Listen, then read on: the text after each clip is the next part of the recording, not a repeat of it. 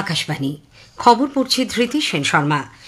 বিশেষ খবর হলো, প্রধানমন্ত্রী নরেন্দ্র মোদী আজ গুজরাটের কেভারিয়ার একতা নগরে 1140 কোটি টাকার পরিকাঠামো ও উন্নয়ন প্রকল্পের উদ্বোধন এবং শিলান্যাস করছেন। লৌহ মানব সর্দার বল্লভভাই প্যাটেলের জন্মদিন উপলক্ষে জাতীয় একতা দিবসে আগামীকাল গুজরাটের কেভারিয়ায় এক বর্ণাঢ্য ঐক্য কুচকাওয়াজের আয়োজন করা হচ্ছে।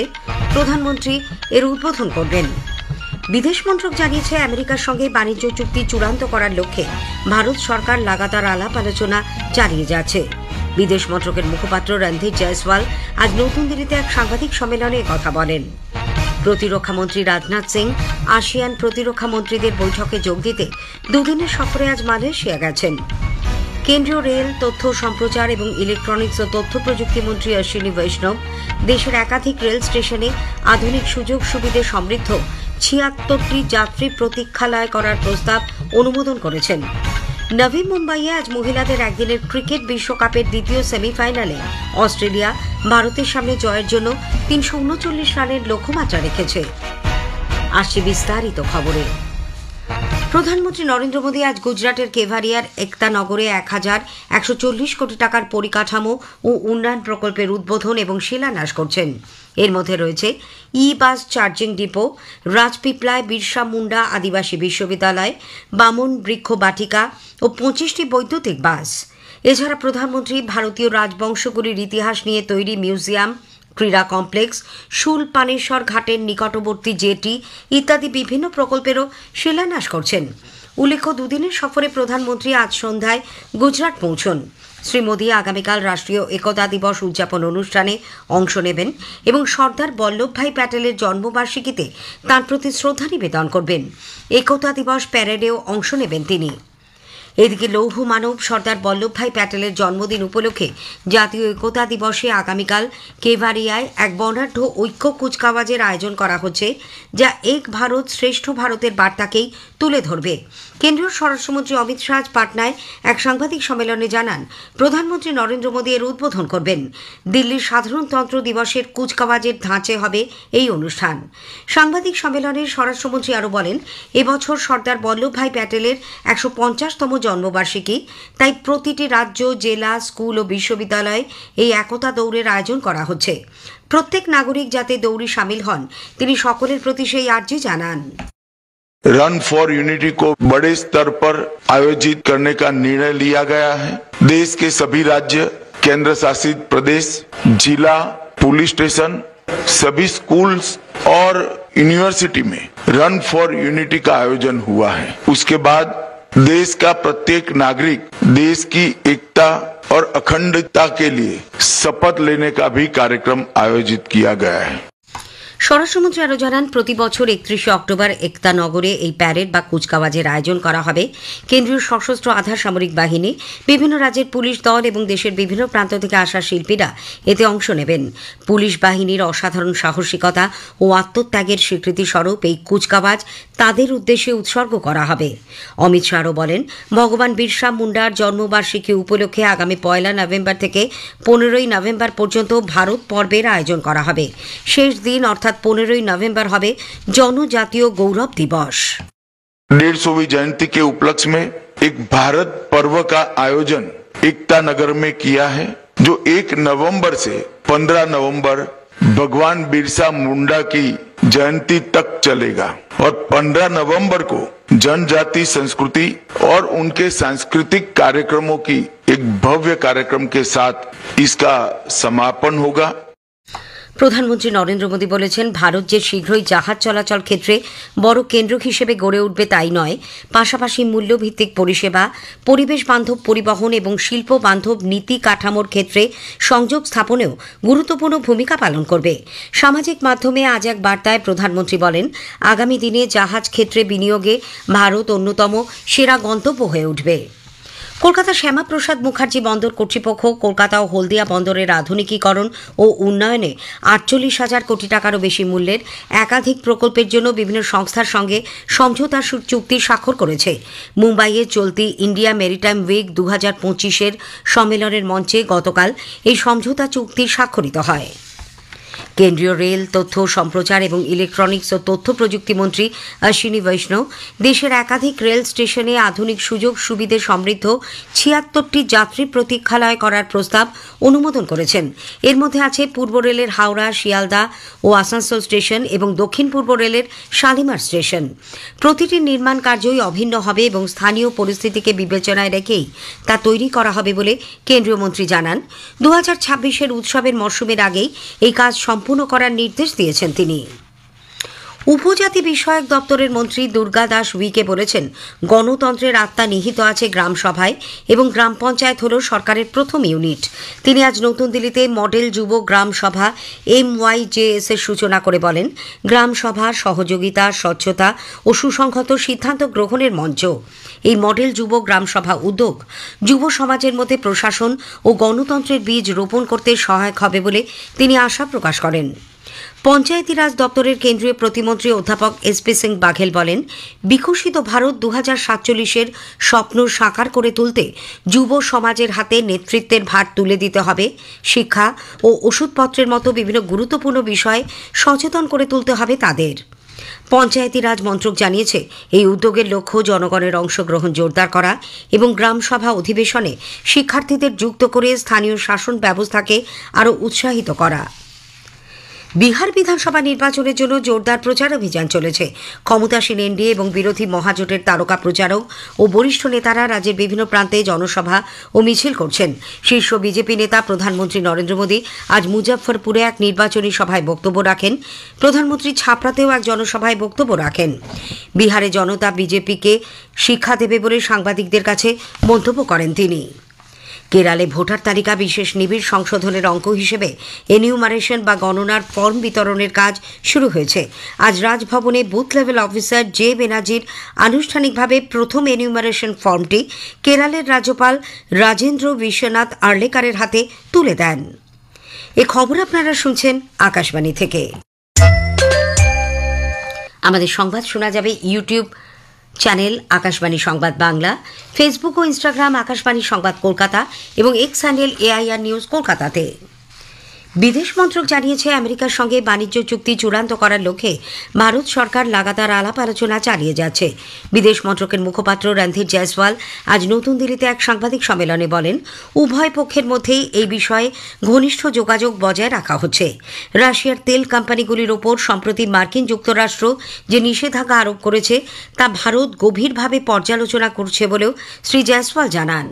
जहाँ तक अमरीकी सैंक्शंस का सवाल है जो उन्होंने रशियन कंपनीज के ऊपर लगाया है, इसको हम लोग अभी किस प्रकार से हमारे ऊपर इसकी इम्पैक्ट होगी, इस बात को हम लोग अभी उसकी अध्ययन कर रहे हैं। बाजार में जो डायनेमिक्स है, जो उथल पुथल है, उसको लेते हुए हम आगे बढ़ते हैं और हमारा जो खुद ईंधन खरीदने का जो सोर्सिंग का जो अप्रोच है, उसमें जो हमारे लोग हैं जिनको ईंधन देना है और सस्ते दाम पे मुहैया कराना है, ऐसे दाम पे मुहैया कराना है कि उनकी जरूरतें उनको मिल सके, ये हमारे जो 140 करोड़ लोग हैं उनके जरूरतों को देखते हुए लिया जाता है। পাকিস্তান আফগানিস্তান প্রসঙ্গে প্রশ্নের উত্তরে বিদেশ মন্ত্রকের মুখপাত্র বলেন, আফগানিস্তান নিজের ভূখণ্ডের সার্বভৌমত্ব রক্ষায় পাকিস্তান ক্ষুব্ধ। আফগানদের ভৌগোলিক অখণ্ডতা এবং স্বাধীনতার প্রতি ভারত সম্পূর্ণভাবে প্রতিশ্রুতিবদ্ধ। কোয়াড প্রসঙ্গে রণধীর জয়সওয়াল বলেন, বিভিন্ন ক্ষেত্রে অভিন্ন স্বার্থ সংশ্লিষ্ট বিষয় নিয়ে আলোচনার এক গুরুত্বপূর্ণ মঞ্চ এটি।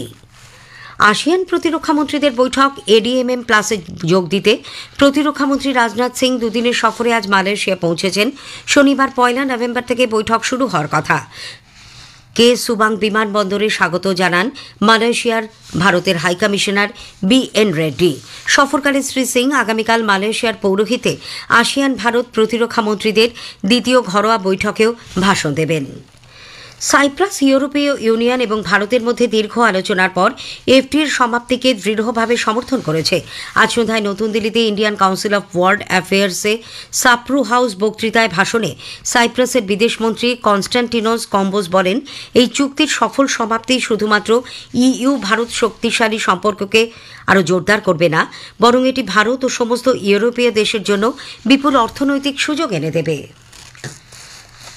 জগদ্ধাত্রী পুজোর আজ মহানবমী। সকাল থেকে যথাবিহিত নিয়ম মেনে সর্বত্র পুজো হয়েছে নির্দিষ্ট সময়ে।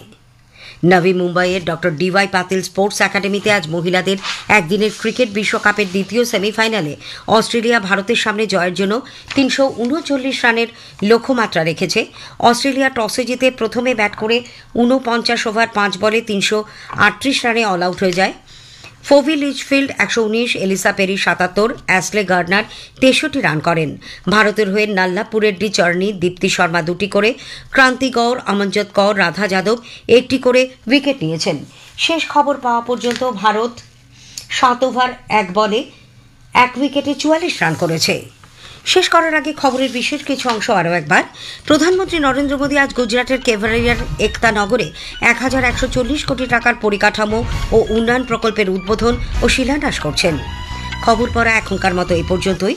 পরে শুনুন স্থানীয় সংবাদ 7:50-এ।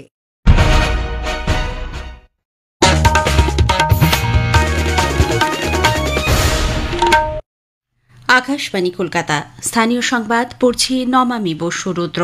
প্রথমে বিশেষ খবর। নির্বাচন কমিশনের কঠোর হুঁশিয়ারির পর 143 জন বুথ লেভেল অফিসার আজ কাজে যোগ দিয়েছেন। এসআইআর নিয়ে রাজ্যের মুখ্যমন্ত্রী অযথা ভয়ের পরিবেশ তৈরি করেছেন বলে বিজেপি অভিযোগ করেছে।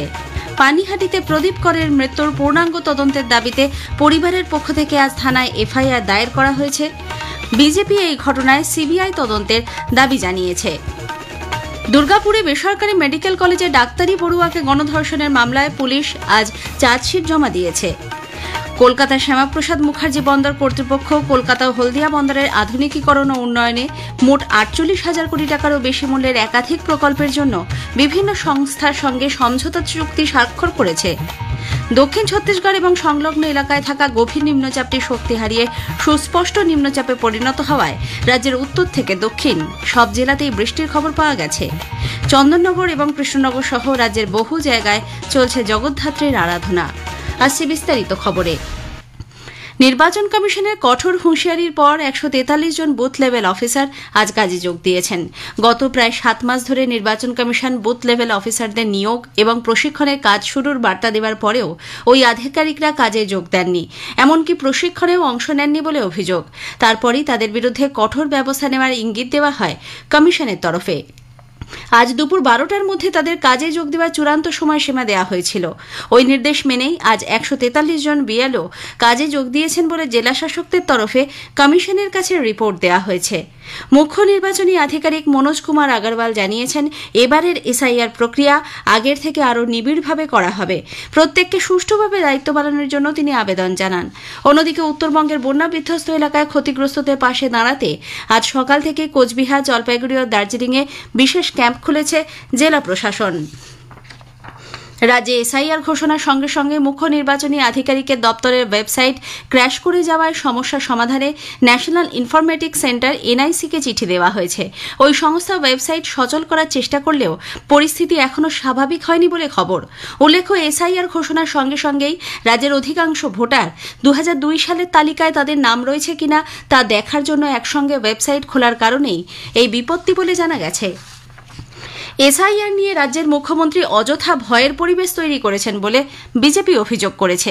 কলকাতায় আজ সাংবাদিকদের প্রশ্নের উত্তরে কেন্দ্রীয় মন্ত্রী সুকান্ত মজুমদার জানিয়েছেন, মমতা ব্যানার্জি, অভিষেক বন্দ্যোপাধ্যায় সহ শাসক দলের সাংসদ বিধায়করা এসআইআর নিয়ে উত্তেজক মন্তব্য করে মানুষকে ভয় দেখাচ্ছেন।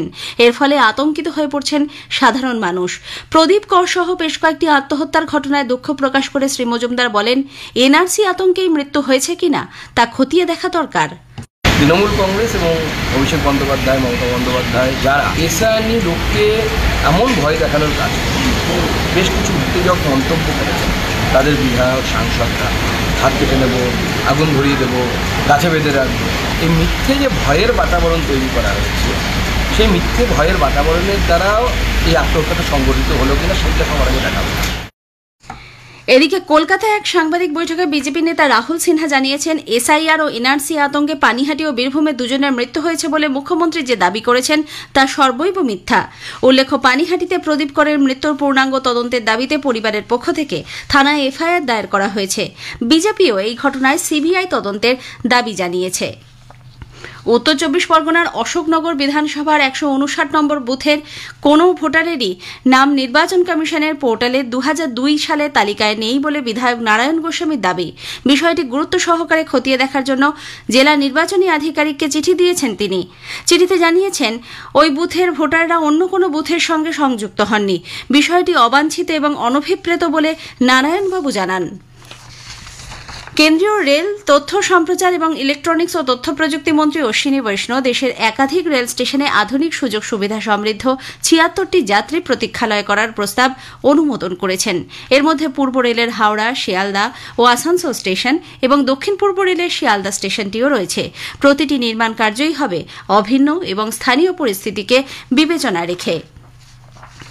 কলকাতার শ্যামাপ্রসাদ মুখার্জি বন্দর কর্তৃপক্ষ কলকাতা ও হলদিয়া বন্দরের আধুনিকীকরণ ও উন্নয়নে মোট 48,000 কোটি টাকারও বেশি মূল্যের একাধিক প্রকল্পের জন্য বিভিন্ন সংস্থার সঙ্গে সমঝোতা চুক্তি স্মারক করেছে। মুম্বাইয়ে চলতি ইন্ডিয়া মেরিটাইম উইক 2025 সম্মেলনের মঞ্চে গতকাল এই সমঝোতা চুক্তি স্বাক্ষরিত হয়। বন্দর কর্তৃপক্ষ গঙ্গা তীরে সৌন্দর্যায়নের পাশাপাশি বন্দরের জমি বাণিজ্যিকভাবে ব্যবহার করতে দুটি নামী রিয়েল এস্টেট সংস্থার সঙ্গে চুক্তিবদ্ধ হয়েছে। জানা গেছে, মধ্য কলকাতার আর্মেনিয়ান ঘাটে তৈরি হবে এক বড় মাপের আধুনিক বাণিজ্যিক প্রকল্প। অপর প্রকল্পটি হবে খিদিরপুর বন্দর সংলগ্ন এলাকায়। কলকাতায় আজ শুরু হয়েছে 11তম আন্তর্জাতিক খনি সরঞ্জাম ও খনিজ বস্তুর প্রদর্শনী। বিগত বছরে দেশে 1 বিলিয়ন টনের বেশি কয়লা উৎপাদন হয়েছে। পাশাপাশি কয়লা সরবরাহের ক্ষেত্রেও এক নতুন মাইলফলক অর্জন করা গেছে। তবে বিদ্যুৎ উৎপাদনের চাহিদা কম থাকায় আগের উত্তোলিত কয়লাই মজুত রয়েছে বলে জানানো হয়েছে। স্থানীয় সংবাদ শুনছেন আকাশবাণী কলকাতা কেন্দ্র থেকে। আমাদের সংবাদ শুনতে পাবেন ইউটিউব চ্যানেল আকাশবাণী সংবাদ বাংলা, ফেসবুক ও ইনস্টাগ্রাম আকাশবাণী সংবাদ কলকাতা এবং এক্স হ্যান্ডেল AIR নিউজ কলকাতাতে। দুর্গাপুরে বেসরকারি মেডিকেল কলেজে ডাক্তারি পড়ুয়াকে গণধর্ষণের মামলায় পুলিশ আজ দুর্গাপুর মহকুমা আদালতে চার্জশিট জমা দিয়েছে। ঘটনার 20 দিনের মাথায় এই চার্জশিট জমা হল। পুলিশ সূত্রে খবর, ধৃত সহপাঠী ওয়াসিফ আলীর বিরুদ্ধে ধর্ষণ এবং অন্য 3 অভিযুক্ত শেখ নাসিরুদ্দিন, অপু বাউরি ও শেখ ফিরদৌসের বিরুদ্ধে গণধর্ষণ সহ ডাকাতি ও তোলাবাজির চার্জ আনা হয়েছে। বাকি 2 ধৃত শেখ রিয়াজ উদ্দিন এবং শেখ শফিকের বিরুদ্ধে জোর করে টাকা আদায়, ডাকাতি ও ছিনতাইয়ের অভিযোগ এনেছে পুলিশ। আগামী 2 মাসের মধ্যে বিচার প্রক্রিয়া শুরু হবে বলে বিশেষ সরকারি আইনজীবী বিভাস চট্টোপাধ্যায় আশা প্রকাশ করেছেন। এই মামলার পরবর্তী শুনানি আগামীকাল। জগদ্ধাত্রী পুজোর আজ মহানবমী। সকাল থেকেই যথাবিহিত নিয়ম মেনে সর্বত্র পুজো সম্পন্ন হয়েছে নির্দিষ্ট সময়েই। আলোকনগরী চন্দননগরে এখন দর্শনার্থীদের ঢল। চন্দননগর থেকে আমাদের প্রতিনিধি রক্তিম ভট্টাচার্যের একটি প্রতিবেদন। জগদ্ধাত্রী পুজোর আজ মহানবমী। সকাল থেকেই যথাবিহিত নিয়ম মেনে সর্বত্র পুজো সম্পন্ন হয়েছে নির্দিষ্ট সময়েই। একদিনেই চলে বোধন থেকে শুরু করে সপ্তমী, অষ্টমী ও নবমী পুজো। সন্ধি পুজোর সময়কালে কোথাও কোথাও কুমারী পুজো অনুষ্ঠিত হয়েছে। আদি হালদার পাড়াসহ আরও কিছু জায়গায় পশুবলির বদলে কাঠ অথবা ফলমূলের প্রতীকী বলি হয়েছে। নবমী পুজোর বিশেষ ভোগে চাউলপট্টিতে 250 কেজি চালের পোলাও রান্না করা হয়েছে। এদিকে 4 দিনের জগদ্ধাত্রী পুজোর প্রায় অন্তিম লগ্নে সকাল থেকেই চন্দননগর ও সংলগ্ন মানকুণ্ডু, ভদ্রেশ্বরে উপচে পড়েছে জনস্রোত। বিকেল হয়ে সন্ধে নামতেই রাজপথে অবিস্মরণীয় আলোকসজ্জা সম্মোহিত করে রেখেছে দর্শনার্থীদের। দুপুর নাগাদ কিছুক্ষণের বৃষ্টিতে সাময়িক আশঙ্কা দেখা দিলেও তা উপেক্ষা করেই এখনও মানুষের ঢল আলোকনগরীর আনাচে কানাচে। অন্যদিকে অস্বাভাবিক ভিড়ের দরুন অবাঞ্ছিত দুর্ঘটনা এড়াতে প্রশাসনের পক্ষ থেকে বেশ কিছু রাস্তায় আলোক তোরণ খুলে ফেলা হয়েছে। বড়কালীতলার প্যান্ডেলে যাওয়ার জন্য পুকুরের ওপর দিয়ে অস্থায়ীভাবে নির্মিত পায়ে চলা সেতু মধ্যাঞ্চলে জলের উপর জনপ্রিয় আলোক শব্দ প্রদর্শনী বন্ধ করা হয়েছে। শ্বাসরোধকারী ভিড়ে পদপিষ্ট হওয়ার মতো সম্ভাবনা তৈরি হবার জেরে মানকুণ্ডু সার্কাস মাঠে বন্ধ করা হয়েছে অঘরী সাধকদের নৃত্য প্রদর্শনী। দশমী তিথির বদলে একাদশীতে শোভাযাত্রা হওয়ার সিদ্ধান্তে আগামীকাল অতিরিক্ত একদিন ঠাকুর দেখার আশায় মেতে উঠেছেন সকলেই। নদিয়ার কৃষ্ণনগরে আজ বিপুল উৎসাহ উদ্দীপনার মধ্যে দিয়ে চলছে জগদ্ধাত্রীর আরাধনা। বেলুর মঠের শারদাপীঠ প্রাঙ্গণ, শারদা মায়ের জন্মভিটে, জয়রামবাটি এবং কামারপুকুর রামকৃষ্ণ মঠেও সকাল থেকে চলছে বিশেষ পুজো। কলকাতার বাগবাজার সহ একাধিক এলাকায় রাজ্যের বিভিন্ন জেলায় জগদ্ধাত্রী পুজোর আয়োজন করা হয়েছে।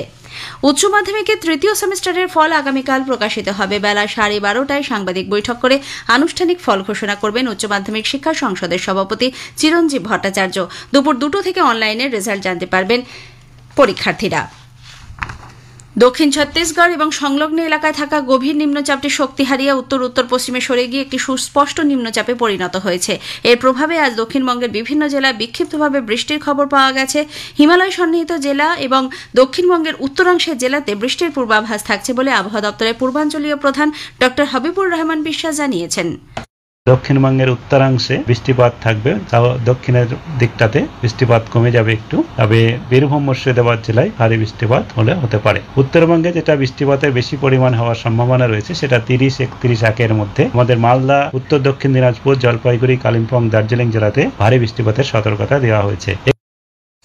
নিম্নচাপ ও ঘূর্ণাবর্তের জেরে অতি ভারী বৃষ্টির পূর্বাভাস থাকায় পর্যটকদের সুরক্ষায় জেলা প্রশাসন উত্তরবঙ্গের দার্জিলিং এর পর্যটন কেন্দ্র সান্দাকফু ট্রেকিং বন্ধ রাখার নির্দেশ দিয়েছে। পুনরায় বিজ্ঞপ্তি জারি না হওয়া পর্যন্ত এই নির্দেশ বলবৎ থাকবে। আজ থেকেই পর্যটকদের মানেভঞ্জনে আটকে দেওয়া হচ্ছে। শেষ করার আগে খবরের বিশেষ কিছু অংশ আরও একবার। নির্বাচন কমিশন কঠোর হুঁশিয়ারির পর 143 জন বুথ লেভেল অফিসার আজ কাজে যোগ দিয়েছেন। এসআইআর নিয়ে রাজ্যের মুখ্যমন্ত্রী অযথা ভয়ের পরিবেশ তৈরি করেছেন বলে বিজেপি অভিযোগ করেছে। দুর্গাপুরে বেসরকারি মেডিকেল কলেজে ডাক্তারি পড়ুয়াকে গণধর্ষণের মামলায় পুলিশ চার্জশিট জমা দিয়েছে। চন্দননগর এবং কৃষ্ণনগর সহ রাজ্যের বহু জায়গায় চলছে জগদ্ধাত্রীর আরাধনা। স্থানীয় সংবাদ শেষ হল।